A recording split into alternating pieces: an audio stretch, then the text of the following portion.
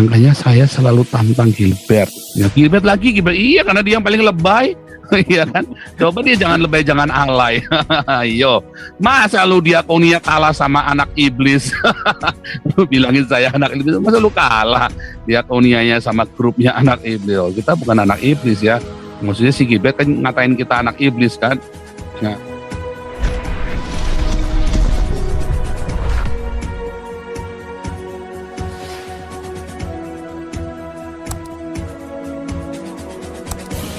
Ada hubungan yang mau saya sampaikan yang seperti Pak Paul barusan sampaikan. Lanjut. Ya, apabila penginjilan mayoritas masyarakat Indonesia sudah terima Kristus, itu pasti terjadi. Itu pasti terjadi. Nah, kalau kita kembali Alkitab, para donatur, semua yang telah berpartisipasi adalah penanam. Damaris adalah penyiram. Dan Tuhan yang akan menumbuhkan Amin. Pohon kehidupan kekal. Nah, pohon kehidupan kekal ini bukan kayak kacang hijau kita taruh di kapas berair jadi toge, besok nggak usah disiram juga tinggal kita panen, bukan. Ini adalah kehidupan kekal yang kita mau lihat. Bahkan Yahya Waloni pun kita doakan untuk Tuhan jamah, memberi pertobatan, roh pertobatan untuk dia, ya kan? Dan dia berbalik, bisa jadi dia juga dipakai alat seperti Saulus menjadi Paulus, kita nggak tahu. Ya kan? Jadi Pak Paul semangat terus, para donatur, jadilah penanam, biarlah Damaris dengan segala panggilan yang Tuhan sudah berikan untuk terus menyirami, biar Tuhan yang menumbuhkan. Indonesia akan jadi negara besar di Asia Tenggara. Amin. Banyak pertobatan sudah terjadi, Pak. Haleluya. Ya. Amin. Saya kasih tahu ya, saudara-saudara yang ada di live Zoom, di live YouTube, Eropa itu dulu dimenangkan. Bagaimana orang habis Perang Dunia Kedua, ya orang bisa datang ke gereja semua. Tidak ada orang yang tidak ke gereja, karena di gereja bagi makanan. Sehingga rumah hancur semua. Sama Hitler diratain, sama Amerika dibom juga. Di mana ada Hitler di situ dibom juga, coba hancur semua. Terus gimana orang nggak punya perapian? Mereka pergi ke gereja, di gereja hangat, di gereja selalu ada makanan, ada pakaian. Maka mereka pergi ke gereja setiap hari. Setiap minggu mereka ibadah sama-sama, nangis sama-sama, Tuhan ampuni Tuhan, Tuhan ampuni Tuhan. Generasi pertama mereka terjadi pertobatan di Eropa, generasi pertama, dan Eropa langsung makmur. Di generasi kedua Eropa makmur. Hari ini cucunya semua menikmati kemakmuran itu. Dan biasa orang kalau sudah makmur mulai tinggalkan Tuhan toh. Makanya saya teriak-teriak lagi, Eropa bertobat cepetan, jangan sampai nanti.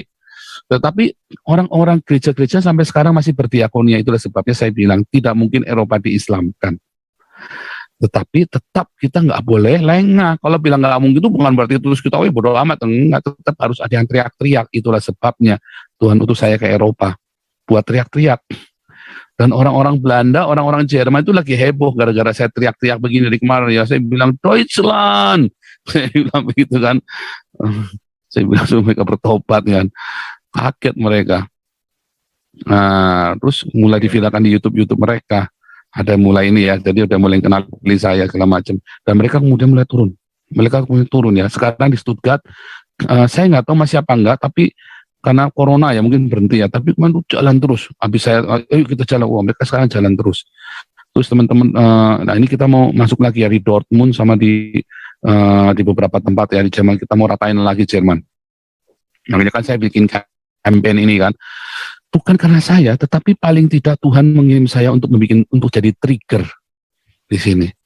Ya, wah ya orang Eropa jelas lebih pintar, jelas lebih berani kalau penginjil daripada saya. Tapi kan saya hanya trigger mengingatkan mereka. Sampai orang dari Swiss datang sengaja mau nanya sama saya bagaimana cara nginjil orang Islam. Saya ketawa. Tadi jawabannya sama tadi, nggak ada teorinya. Kamu punya kasih yang melimpah, kamu datang sama mereka. Yaitu pastor yang di Erfurt itu kan ketawa. Saya tanya, kamu gimana cara nginjili orang Iran? Terus saya tunjukkan pakai Google Translate. Dia ketawa terbahak-bahak. Dia cerita lagi. Dia itu dosen di Rema Bible Training Center di Berlin kalau nggak salah. Rema Bible Training Center. Ya dia dosen, dia cerita sama temennya. Dia ketawa-tawa terbahak-bahak. Sekarang anaknya jadi gembala, jadi pendeta, volunteer di camp refugee di Erfurt 3.000 orang. Ya. Wah, dia senang sekali.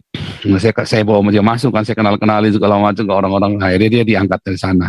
Wah, itu sekarang dia gerejanya gede. Dulu jemaatnya cuma 20, sekarang jemaatnya udah ratusan. Orang Iran, orang Nigeria, orang mana-mana, orang-orang dari ini semua, orang Syria, orang aneh-aneh semua. Di Berlin ada 1.000, ada gereja yang isinya lebih dari 1.000 orang Iran ya di Berlin tuh. Komunitas Iran itu. Dan komunitas Syria, saya pernah masuk ya, pernah saya tunjukkan videonya itu komunitas Syria yang pastornya baru meninggal. Nah, jadi begitu saudara ya. Jadi gerejalah yang memulai. Indonesia sama, gereja yang memulai. Makanya saya selalu tantang Gilbert. Ya, Gilbert lagi, iya karena dia yang paling lebay. Iya kan? Coba dia jangan lebay, jangan alay. Ayo, masa lu diakonia kalah sama anak iblis?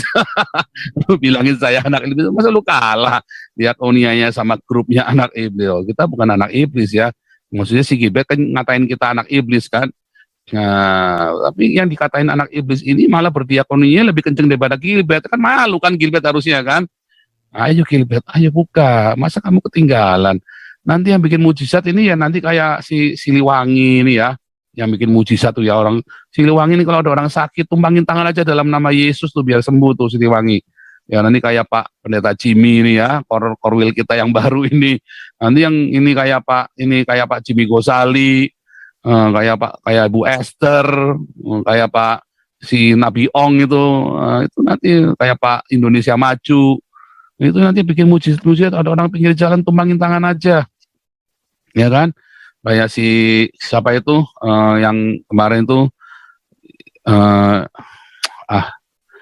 yang baru mulai itu Bali Kopi Kristi, Kopi Kristi itu baru mulai, Gresik, ya, itu nanti yang bikin mujizat itu. Habis diakonia nanti kita marturia ya. Tumbangin tangan. Sekarang diakoni ya jangan bawa atribut dulu, jangan, nggak boleh. Ya, nanti kita turun. Nah, kalau lihat orang lihat di jalan sakit, nggak bisa bawa obat, nggak bisa apa, tumbangin tangan. Kita doain ya Pak, dalam nama Yesus. Amin. Ya. Pak Paul itu kalau Pak Maruf Amin didoakan setiap provinsi, kemudian Tuhan jamah, selagi dia jadi wapres, possible loh Pak. Ini kayak Gus Dur lagi nanti ceritanya. Iya. Jadi Santo Maruf Amin. Yusuf Kala mungkin hatinya nanti Dion itu, nanti tugasnya Dion itu nginjili Maruf Amin itu. Anak cucunya Yusuf Kala Tuhan jamah Pak. Tugasnya Dion itu. Oke, sahabat baik. Jadi gitu ya, benar ya nanti gereja ya. Makanya gereja ayo, jadilah tanggung jawab gereja bukan tanggung jawab pemerintah ya. Jangan urusin pemerintah. Gereja bukan lumbung-lumbungmu, tuailah Indonesia. Ya, sahabat baik silakan. Iya Pak. Ya. Selamat malam Pak. Shalom, haleluya. Nggak apa-apa ya Pak. Iya. Ya itu Pak ya. Sahabat baik ini nanti yang nungain nih. No, iya puji Tuhan Pak. Pak itu yang saya live chat itu Pak, yang saya mau tanya, yang tadi saya live chat. Itu belum saya baca. Yaya Walodi Pak, Yaya Walodi andai kata bila meninggal kan di Alkitab kan upah dosa kan maut. Itu kan kalau dia kan sudah pindah agama Pak. Apakah kita bilang dia upah dosa adalah maut bagi dia? Dia kan udah pindah agama. Coba Pak pencerahannya Pak. Loh semua manusia telah berdosa dan kemuliaan Allah kan. Roma 3:23, Roma 6:23. Upah dosa adalah maut. Semua manusia. Tetapi melalui Yesus kita diselamatkan. Barang siapa mengaku bahwa Yesus adalah Kurios Adonai, majikan Tuhan kita satu-satunya, bukan Tuhan yang lain. Ya, artinya kepada Tuhan itu kita menyembah, maka kita akan diselamatkan. Dan percaya dalam hati bahwa Allah, Sang Roh itu membangkitkan Yesus dari orang mati. Artinya apa? Yesus mati untuk kita, kita percaya dengan penyaliban, kematian, dan kebangkitan Tuhan Yesus. Karena kan nggak mungkin orang dibangkitkan kalau nggak mati dulu kan. Itu selamatkan. Barang siapa berseru kepada nama Tuhan akan diselamatkan. Itu kan. Karena di bawah kolong langit ini tidak ada nama lain yang olehnya kita diselamatkan selain nama Yesus Kristus. Kisah Rasul 4:12. Jadi Yaya Waloni udah jelas masuk neraka. Kecuali dia bertobat. Salahnya masih keburu nggak bertobat Yaya Waloni. Nah, gitu. Kalau Moko Ginta udah jelas masuk neraka nanti. Moko Ginta sudah aku yakin masuk neraka sama Muhammad nanti. Berarti firman itu berlaku buat semua, bukan untuk kita aja. Iya kan firman Tuhan kan untuk seluruh dunia kan. Oke ya. Oke, makasih Pak. Terus tadi yang tadi Pak Gajah Mada tadi yang bilang itu Yehuda mengawinin mantunya, kalau nggak salah saya pernah. Oh iya tadi ya, sebenarnya, iya tadi kan sudah bilang tidak ada manusia sempurna di muka bumi ini, tetapi mereka semua diselamatkan bukan karena perbuatannya, karena apa? Iman. Tadi kan di dalam Roma kan, mereka diselamatkan karena iman. Ibrani 11, mereka diselamatkan karena iman. Ya, Abraham diselamatkan karena perbuatannya. Oh, Abraham juga bikin salah waktu dia serahkan Sarah itu kepada Firaun, ya kan? Masa bininya sendiri serahkan kepada Firaun? Itu juga salah. Ya. Tetapi dia punya iman, dia diampuni. Tapi dia salah. Tetap orang menabur dia nuai. Ya, Abraham dia punya istri si Hagar, tetap bikin masalah. Bikin masalah. Ya. Bikin masalah. Walaupun bukan Ismail ya tapi itu pokoknya bikin masalah akhirnya, dan sakit hati kan ketika disuruh ngusir Ismail kan. Orang suruh ngusir anaknya sendiri ke kematian coba. Waktu kita suruh pergi ke padang gurun cuma dikasih air 10 liter, itu 1 kilo 10 liter. Itu jaraknya itu 400 kilo, mereka suruh jalan dari Beersheba ke Paran loh itu. Disuruh mati itu. Ya kan? Tapi itu sakit. Coba kita punya anak kita usir begitu sakit. Apa kita tabur kita tuai. Daud ya tuai anaknya berantem sendiri. Ya kan? Apalagi dia nggak didik anaknya. Si siapa itu? Si tadi yang dibilang tadi Yakub juga sama. Ya 12 anaknya dia pilih kasih, dia hanya sayang pada Yusuf, yang lainnya enggak. Akhirnya anaknya berantem sendiri. Sama Ishak juga sama, istrinya Ishak dia pilih kasih. Ya kan? Nah, itu jadi kita harus didik anak kita. Jadi setelah kita diselamatkan, kita juga bertanggung jawab untuk mendidik keluarga kita, bukannya dibiarin. Kita bertanggung jawab untuk merawat keluarga kita supaya jadi taman Eden, bukan jadi kayak neraka. Menjadi taman Eden, keluarga kita harus dirawat. Makanya banyak orang suka nggak ngerawat anaknya, nggak ngajarin anaknya. Kalau saya, makanya saya hari Sabtu saya liburkan, karena itu buat anak-anak saya, gitu loh.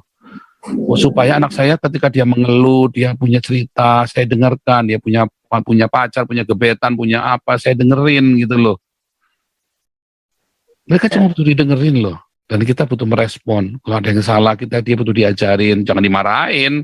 Ujuk-ujuk dimarahin, kasihan. Kita lihat ininya apa, salahnya apa, ininya apa, kita dengerin. Kita kasih masukan, oh dia seneng kok, dia mau terima kok masukan itu kok. Makanya kita bisa pelayanan sama-sama, gantian, kita gantian gitu loh.